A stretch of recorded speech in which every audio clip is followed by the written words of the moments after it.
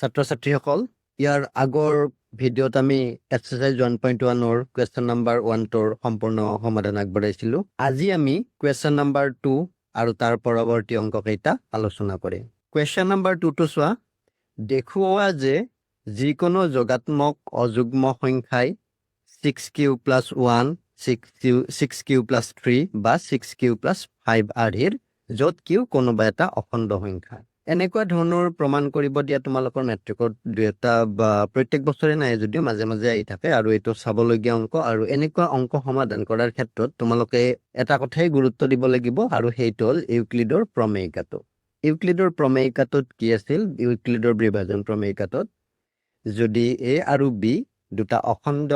যোগাত্মক অখণ্ড সংখ্যা হয় তেনেহলে এনেকুৱা দুটা অদ্বিতীয় সংখ্যা q আৰু r থাকিব যাতে a = bq + r য'ত 0 <r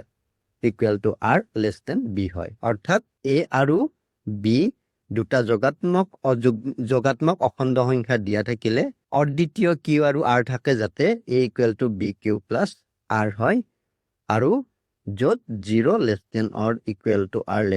> b হয় এই কথাখিনি মনত ৰাখি তোমালোকে কি কৰিবা ইয়াতে আমাক কি লাগে 6q + 1 আহিব লাগে 6q + 3 লাগে আৰু 6q + 5 হ'ব লাগে গতিকে b ৰ ঠাইত আমি কি কৰিম b ৰ ঠাইত আমি 6 ধৰিম অৰ্থাৎ b মানে 6 ধৰিম ধৰি পেলাই আমি গণিতটো প্ৰমাণ কৰিবলৈ আগবাঢ়িম তো বলা আমি এটা প্ৰমাণ কৰো তো প্ৰথমতে আমি কুৱেশ্যন নাম্বাৰ 2 প্ৰুফ আৰম্ভণিতে আমি লিখি লম ইউক্লিডৰ বিভাজন প্ৰমেয়িকাটো হ'ল দুটা যোগাত্মক অখণ্ড সংখ্যা a আৰু b দিয়া থাকিলে এনে দুটা অদ্বিতীয় সংখ্যা q আৰু r থাকিব যাতে কি হয় a = bq + r য'ত 0 <r > b হয় ইয়াতে আমি কি কৰিম b মানে 6 ধৰিম গতিকে ধৰা হ'ল b = 6 তো b = 6 ধৰাৰ লগে লগে এই সম্পৰ্কটো a = bq + r সম্পৰ্কটো কি হ'ব a = therefore a = bq ঠাইত কি হ'ব 6q হ'ব 6q + r হ'ব য'ত 0 r < 6 এইটো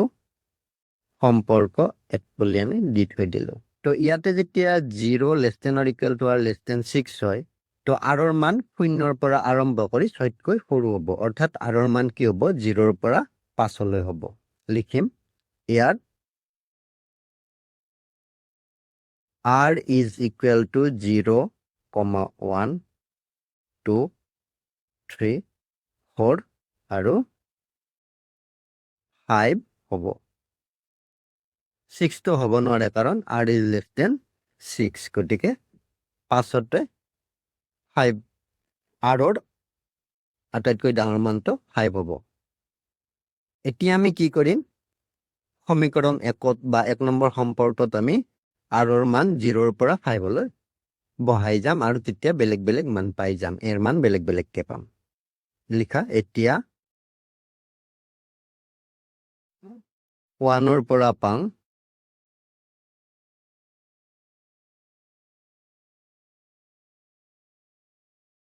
কি পাম সেইখিনি আমি এতিয়া লিখিম প্ৰথমতে r = 0 হলে সমীকৰণ 1ত r = 0 হলে a = কি হ'ব 6q + 0 হ'ব 0 তো আমি লিখিম নে 0 তো আমি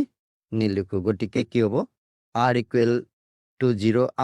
0 হলে a = 6q হ'ব তাৰ পিছত r = 1 হলে a = কি হ'ব r = 1 হলে a = 6q + 1 হ'ব তাৰ পিছত r = 2 হলে a = কি হ'ব 6q + 2 হ'ব r = 3 হলে a = 6q + 3 হ'ব r = 4 হলে a = 6q + 4 আৰু অৱশেষত r equal to 5 হলে a equal to 6q plus 5 হব ইয়াতে চোৱা 6q plus 2 8 6q plus 2 8 আৰু 6q plus 4 এইকেইটা যুগ্ম সংখ্যা তো অযুগ্ম কোনকেইটা থাকিল 6q plus 1 6q plus 3 আৰু 6q plus 5 এইকেইটা অযুগ্ম সংখ্যা আমি লিখিম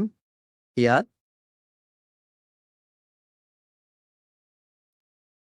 a equal to 6q plus 1 a equal to 6q plus 3 আৰু a equal to 6q plus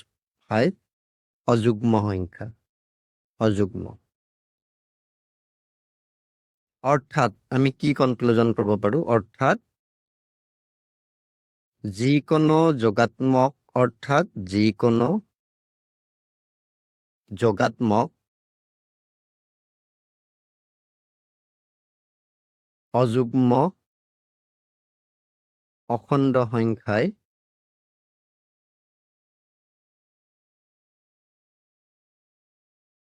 যিকোনো যোগাত্মক অযুগ্ম অখণ্ড সংখ্যায় 6q plus 1 বা 6q plus 3 বা 6q plus 5 are here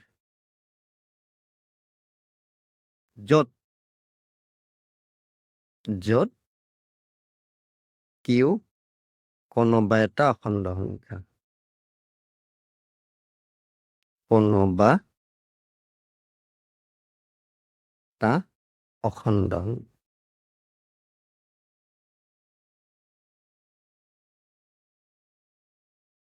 এইটো আমাৰ প্ৰমাণিত হৈ গ'ল প্ৰুভড তো তোমালোকে নিশ্চয় বুজি পাইছা আৰু যদি বুজি পোৱা নাই কমেন্ট কৰিবা আৰু এই অংকটো ভালদৰে অভ্যাস কৰিবা তোমালোকে যাতে পৰীক্ষাত আহিলে ধুনীয়াকৈ কৰিব পাৰা ধন্যবাদ